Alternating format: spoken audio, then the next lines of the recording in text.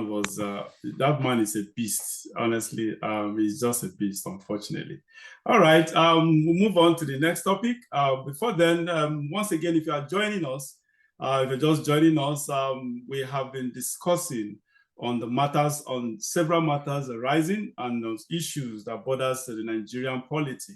We have been doing this with Barrister Austin Manta and Olusegun Onibio as our guests, special and regular guests, that of Manta and Onibio. This is his second time on this show. So we appreciate, I actually appreciate everyone's presence here. Thank you for gracing our screen. And that being said, once again, we shall be talking about the last topic of the day. We shall be talking about the judiciary, the corruption in the system, actually, that actually borders both political and judicial tendencies or lines. So the question is, which is to blame for the Nigerian woe, the woes that we have on Nigeria today, the bane of the country? What is it? Where is it from? Is it from the political angle or from the judicial angle? Well, so many of us majority will say the politicians are the cause of the problem. Yeah, if they are the cause of the problem, what should be the solution? Who should solve the problem? Is it not supposed to be the judiciary that is supposed to solve the problem? So by default, in my own judgment, in my own estimation, my own opinion, I think the overall culprit in this is the judiciary. But that is why I have guests on this show to actually give me their own different opinions of what they think that may be different from mine. As I said earlier, yes, the problem may have been started by the politicians, but if the judiciary had carried out their responsibility as they ought to, Nigeria would not be where it is today. I still believe that judiciary have a very, very prominent role to play in curbing the bane that Nigeria has confronted Nigeria all these years, because the judiciary is actually responsible for the leadership of the country, because yes, by default they are responsible, not by default, technically they're responsible for the leadership of the country, because if they had gotten it right, basically everything technically would have a kind of fallen in place, if not completely, but at least to a substantial extent, sort of. So, gentlemen, let me start with Barrister Manta. What is okay? No, I'd rather start with Segun. Because you are the journalist here, Barrister Manta, I know you probably want to bring in some legal or whatever, so we want to end that with him. So, Mr. Onibio, what do you think? Who is to blame for all the Nigeria's woes? Is it the politician, or the justices, or the judges of the court?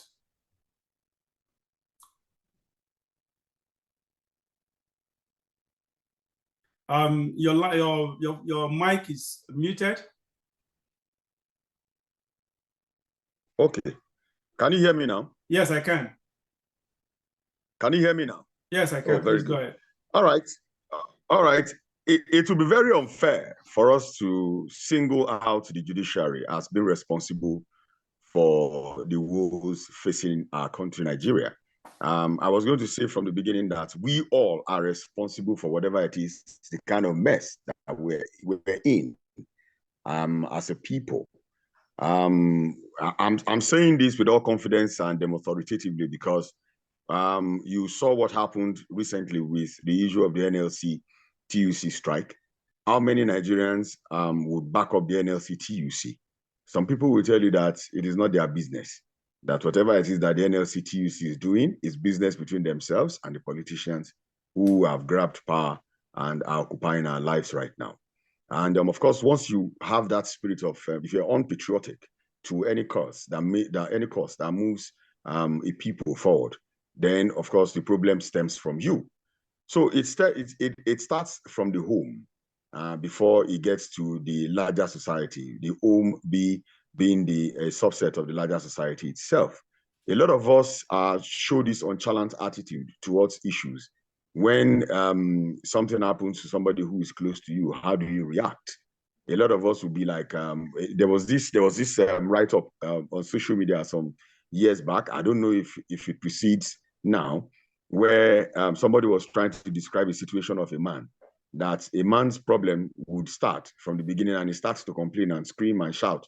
And his neighbors will say, oh, that man is always screaming. They would rather shut him up than help him.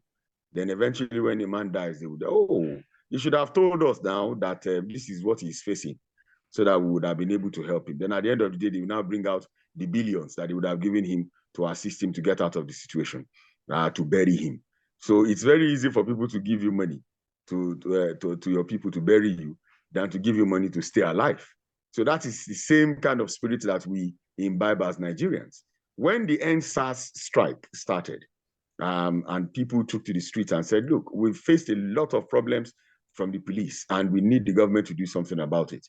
How many Nigerians supported the strike? It may not have gone the way we wanted, but of course, they were passing a message that the police have become a menace to the society. What are we supposed to do as a people?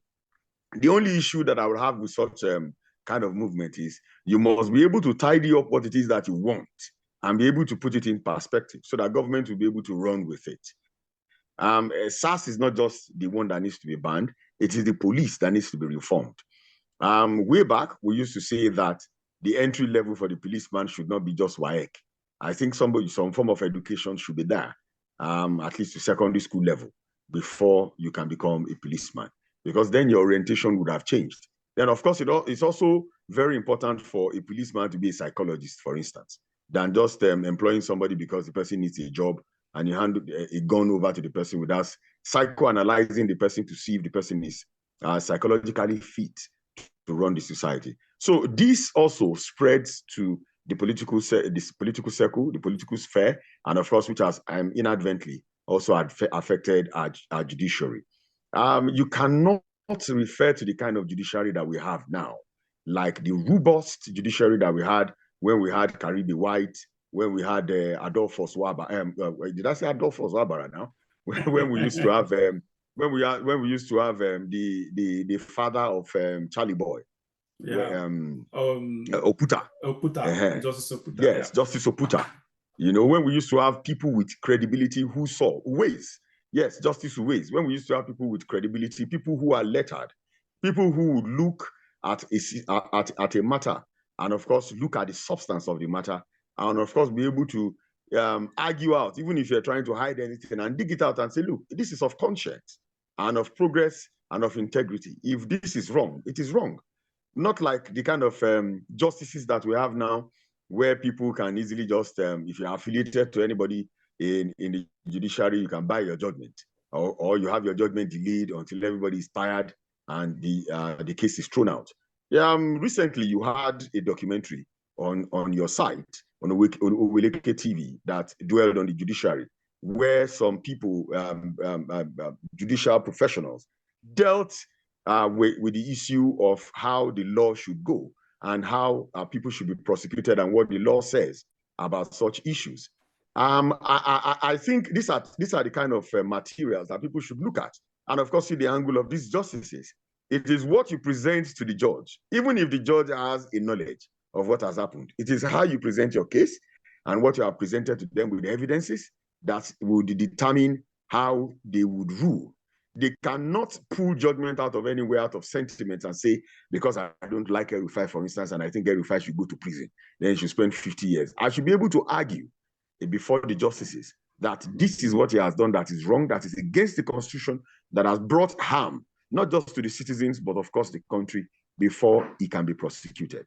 So it is unfortunate that our politicians have polluted and corrupted the judiciary so much that people these days don't even look at our justices with any form, any pint of integrity and seriousness. You can tell from when the case of Atiku and Peter Obi went to the judiciary, and the Supreme Court was to sit on the judgment concerning the certificate of the now President Bola Ahmed Tinubu, and of course talk about the issue of forgery, talk about identity theft, and of course talk about the issue of drug prosecution in the US, and everything that is associated to him. And people were going after even Justice Ariwola to see if they could find anything on him. And, people had recordings of him having secret meetings with the now president and his allies, flying abroad to hold meetings secretly. Some of those things were exposed. What I would have expected a justice of that caliber to do, once you are found wanting in any situation, you excuse yourself from such matters and allow people of integrity come forth to discuss this issue. So, but if we're talking about people of integrity now, who in Nigeria cannot be bought, if we can have electoral umpire that will decide that will tell the whole world that they are ready for elections, but can't show us the results of our elections electronically, even after being signed into law and him swearing that we're going to have our results electronically transmitted, which means as you're voting, we'll see the counts as per the political parties. It now became a difficult task that professors would have to sit down and be tabulating numbers, and be calculating numbers, and at a point they would get lost, then they would return, and you would see some of the results are mutilated. So it's a cocoon of corruption that has become a kind of dress for all of us, from the police to the ordinary citizens, to the judiciary, to the politicians, to the National Assembly, for instance, who thinks the pressing issue for Nigerians now is to change the national anthem, not the issue of security, for instance. For the National Assembly, who thinks that children should not get into the university until they are 18, instead of dealing with the issue of the curriculum to see how they can speed up education and make it better. So it's a potpourri of problems.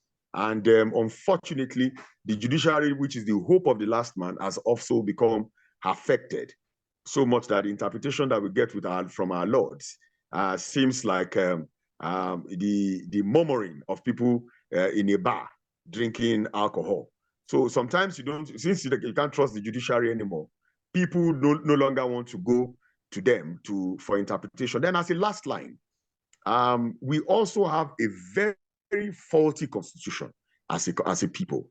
And I've always advocated that unless we do something about that constitution as it is right now, we're going to continue to have problems.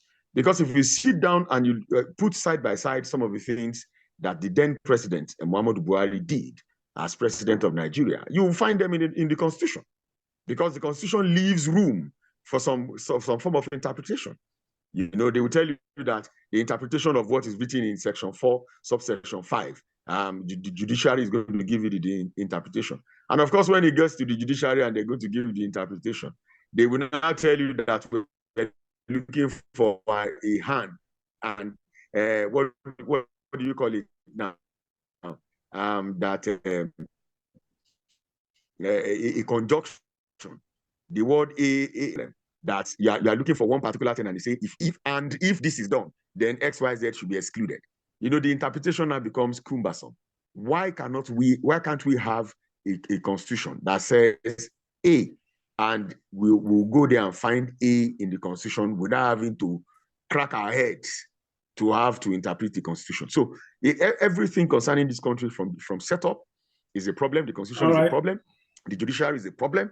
The executive is a problem. The National Assembly itself is a problem. Even the citizens themselves are a problem.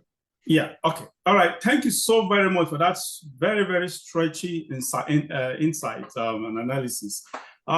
Yes, I knew quite all right that definitely you would actually challenge maybe the both of you would differ from my opinion. But it is, again, as I said earlier, while the politicians actually started like everything, generally it's everybody's problem.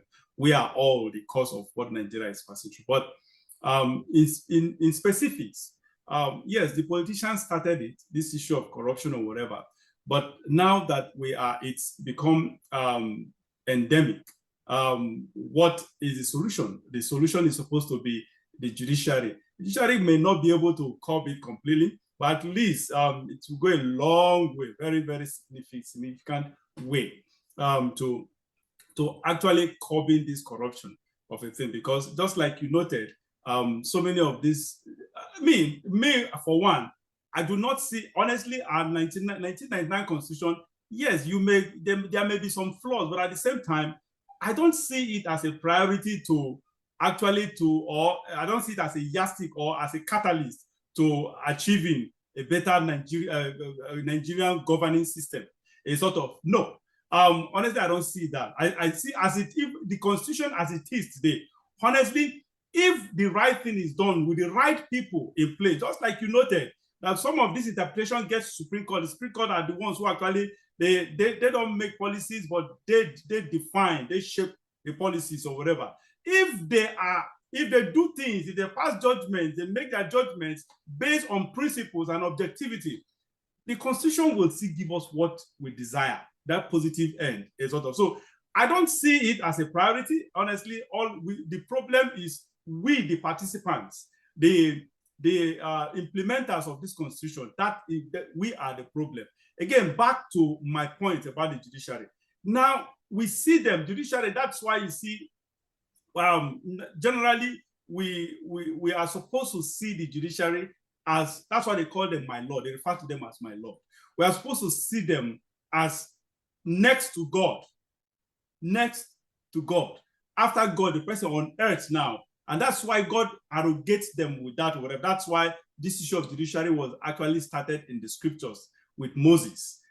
So that is when we had the magistrate courts, the high courts, the appeal courts, and the Supreme Court or whatever. Actually, it started from Moses in the Bible. So it's divine as well. So apart from God, outside God on earth, what we have now is the judiciary that we look up to actually administer justice to everyone, every situation, and administer it the right way. So again, I still believe that, yeah, the politicians have done a lot of damages to the system, but the judiciary, if only the judiciary can do the needful, it will take us a long way. Barrister, that brings me to you.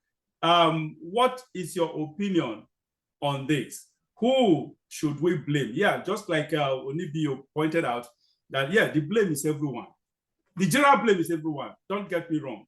But no matter what, in every situation, while blame can go around, the blame is huge enough to go around. There are people that should be saddled with major blames, because you cannot be leader and you expect the elder to bear the same brunt of blame as the led, the followers. No. And that is why even God, the moment you are close to God, God deals with us based on our personal relationships with him.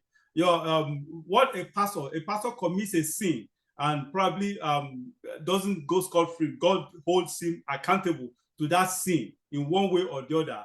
Unlike a follower commits the same sin and God just God overlooks it, and the person just goes scot-free. So God actually deals with us based on our relationship with him. If you are a pastor very close to God, there are certain sins you commit that you will never go scot-free. God will hold you accountable for that. And so it should be applied, because that is the essence of leadership.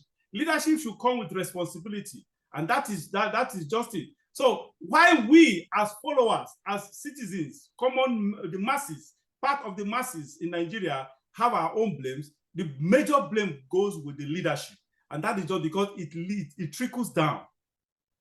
The rot, they say the head of fish, the rottenness, the rottenness of a fish starts from the head.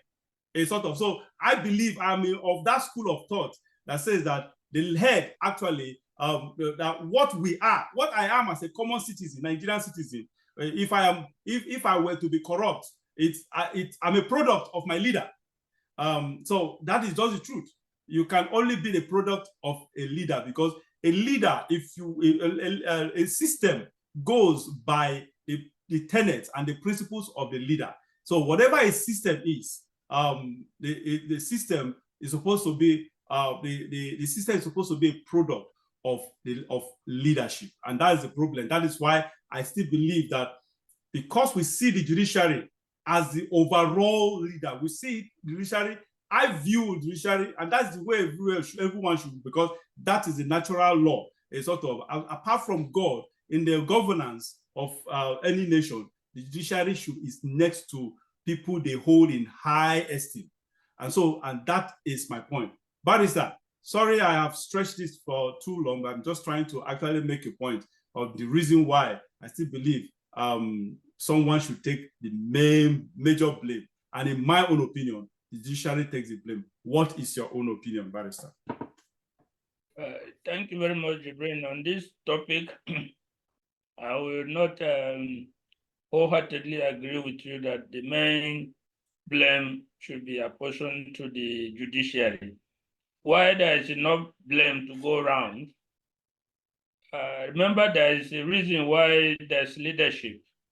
There's a reason why people entrust their affairs to leadership. The leadership is to guide the country and set it on the right path. Now, the leadership is exemplified by the politician. The judiciary or members of that profession are not supposed to be politicians. In Nigeria in particular, the one group that at every point in time has brought the country to its knees are the politicians. Whether it's in the First Republic, whether it's in the Second Republic, or now, the one group that has always brought the country to the precipice is the politicians. And the reason is that the average Nigerian politician is corrupt, is greedy, is unpatriotic, and his sole focus of looking for power is for his personal aggrandizement and personal enrichment. And when you get that politician in power and he begins to exhibit these tendencies, it's going to corrupt and taint every other organ or position of authority of the country. And we see this in Nigeria. The politicians have corrupted governance.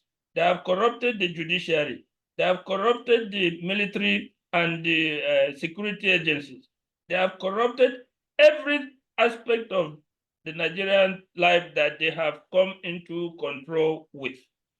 When you come to the judiciary, I will be the first to tell you that it's very unfortunate the level of corruption that is inherent or going on in the judiciary today. But don't forget that the judiciary is an institution that is confined in a certain way. They do not have professionally... Barrister, sorry to cut you short once again. Sorry. Now, I want you to add this to what you're saying.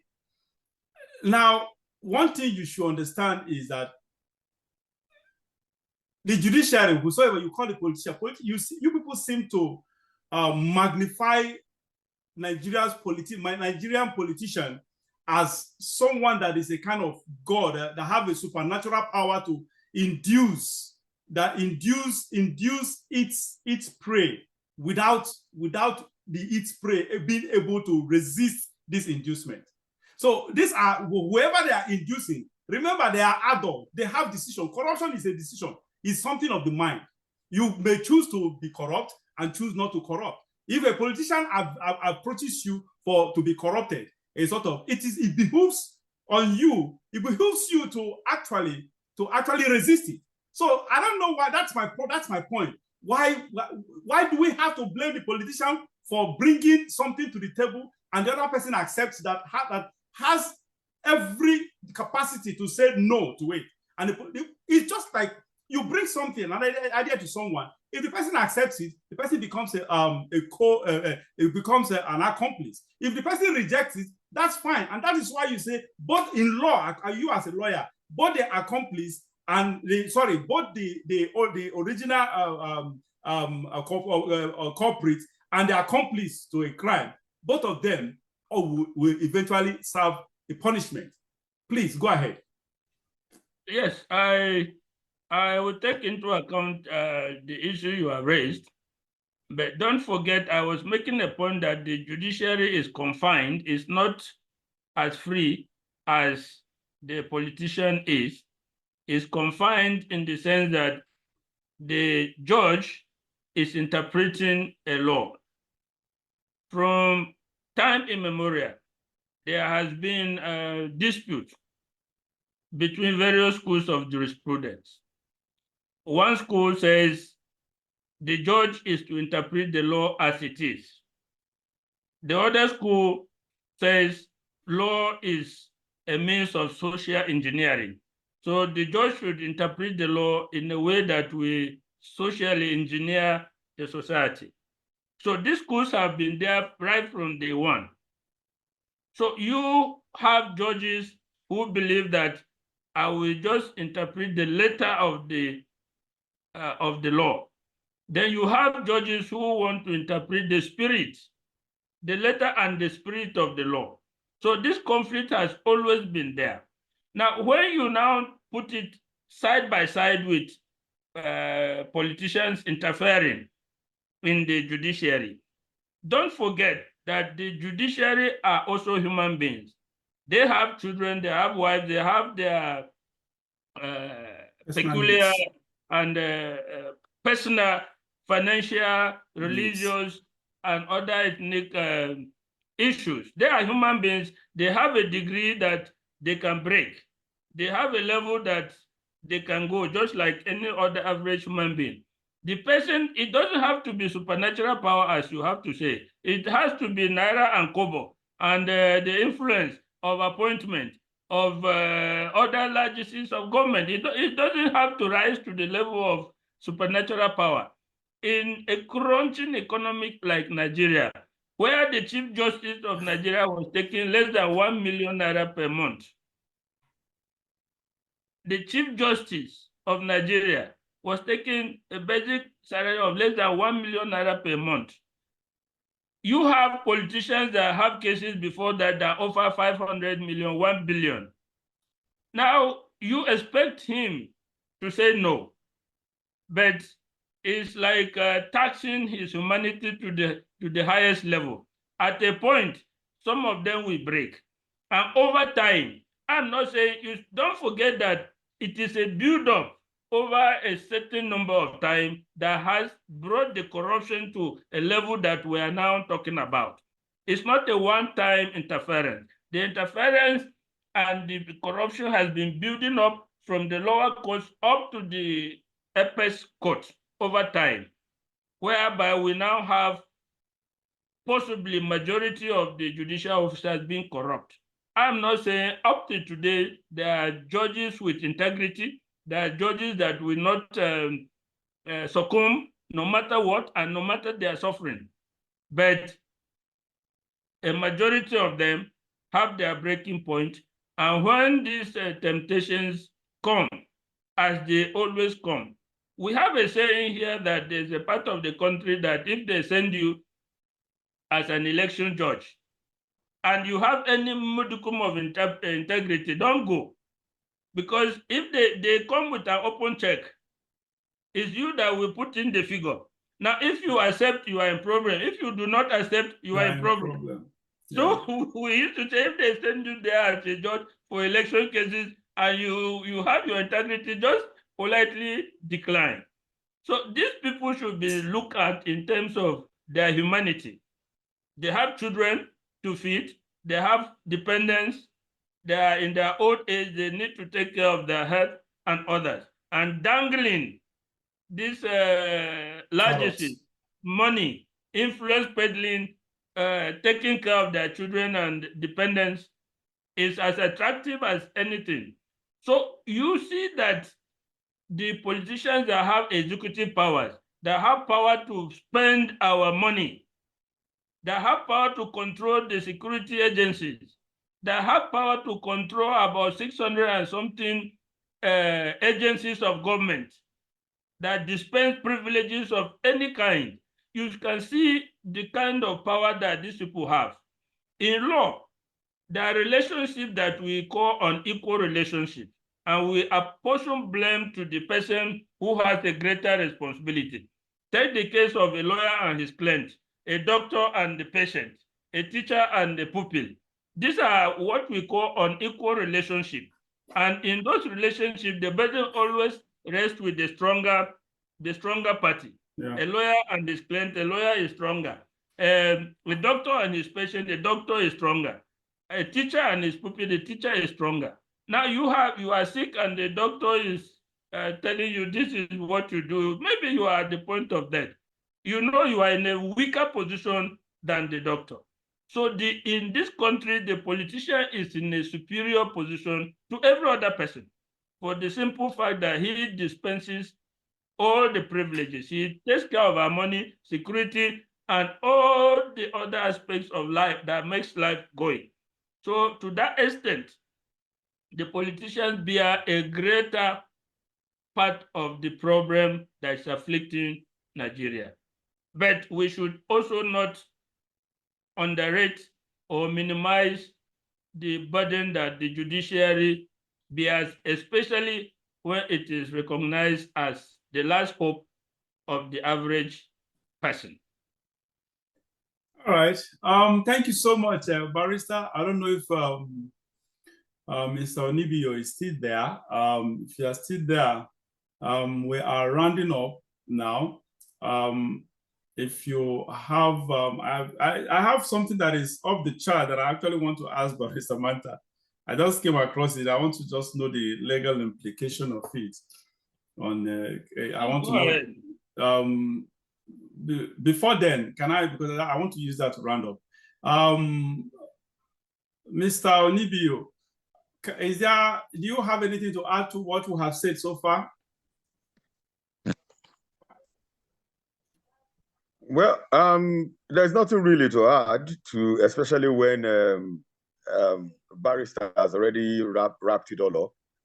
It's if he who dictates, he who pays the piper dictates the tune. If you don't give people what they want, of course, they would go for whatever it is that they can get. So I still believe that the problem is all of us. We are all human beings. Our policemen they don't come from the moon, and neither do the judiciary come from Mars. We are all Nigerians, and the only thing that we need to do is to find a situation where this issue of corruption is abolished. It is not the amount of money that you give to people, it is the integrity. Do people still think that who they are and name, do they place any value to it? How much is a man's name? How much is it worth? How much is your integrity worth? If you have integrity, you have it. If you don't have it, you don't have it. Saying that the system corrupts people, in a way, is just more or less like saying, oh, we are all weaker vessels. Then because we are weak, then our weaknesses were tampered with and we fail. It is important for us to be able to define who we are. And that's the only best way to move this country forward. If we define who we are and we stand firm in our beliefs, I believe we'll be able to affect other people and affect the country as it is. And of course, to make it a lot better. That's my submission. All right.